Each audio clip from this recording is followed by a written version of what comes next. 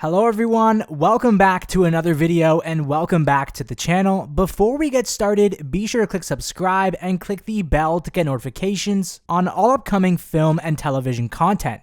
In today's video of Wisteria Lane Logs, we are looking at the 4th episode of the first season, Who's That Woman? The episode begins with Lynette continuing to struggle with parenting multiple children, all while Tom is away, as we see her messy living room that also displays a local magazine that has a story about the life of Mary Alice and the suicide that revolved around her life. And we can see throughout the first season that the suicide of Mary Alice still continues to haunt the town of Fairview. Porter and Preston get in trouble at school, which results in Lynette suggesting the two boys be split up from one another in the classroom, resulting in their teacher suggesting ADD medication as well. In the last episode, Pretty Little Picture, we saw Bree secretly discover a cassette tape from Dr. Goldfine's office that belonged to Mary Alice. While the girls listen to the cassette tape, it's here that they learn Mary Alice's real name is actually Angela.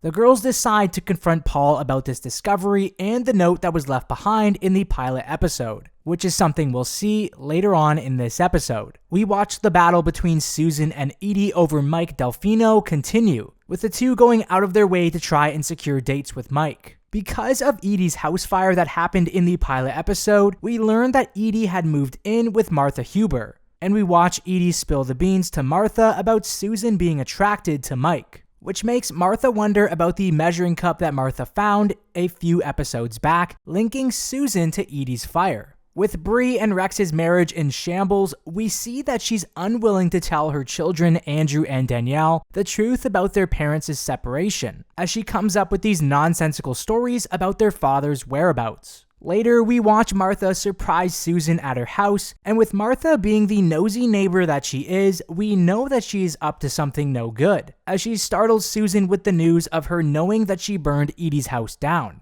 as she later reveals the burnt measuring cup. This entire scene is intense to watch as we watch Susan slowly but surely discover that Martha is threatening her with her analogy of her mincemeat pie. With the affair between John and Gabrielle continuing, John leaves in a hurry when the cable man shows up one night while Carlos is at work, leaving behind a sock under the bed. With Carlos getting ready for work one morning, he drops his tie clip under the same bed, where he discovers the same sock that John left behind, leaving Carlos to question Gabrielle's loyalty to her husband.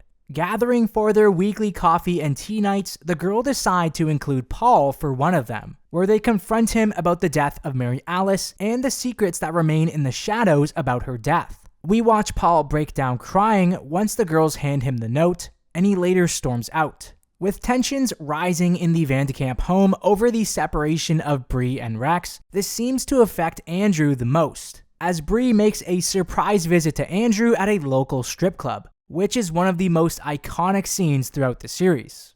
Later on in the episode, we can see that Mrs. Huber is continuing to put pressure on Susan. It becomes clear to Susan that she is blackmailing her for money, as Susan confesses to Julie what happened the night of the fire. And with Susan facing the possibility of losing custody of Julie to Carl if the news of Susan starting the fire begins to spread on behalf of Mrs. Huber, Susan and Julie come up with a plan for Julie to sneak into Mrs. Huber's home to retrieve the measuring cup.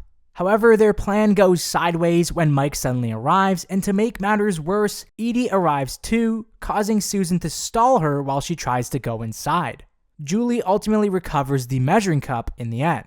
With Carlos's suspicions continuing to rise about his wife having an affair, he proceeds to talk to John. This is something that we have really yet to see, as there isn't many scenes where Carlos and John are together, as John tells Carlos that he didn't see the cable guy come into his home, which makes Carlos wonder if Gabrielle asked John to lie for her. And thanks to John lying to Carlos to cover his own end, Carlos thinks that Gabrielle is having an affair with the cable guy. Carlos proceeds to knock on his door only to punch him in the face. However, he discovers that the cable guy is gay.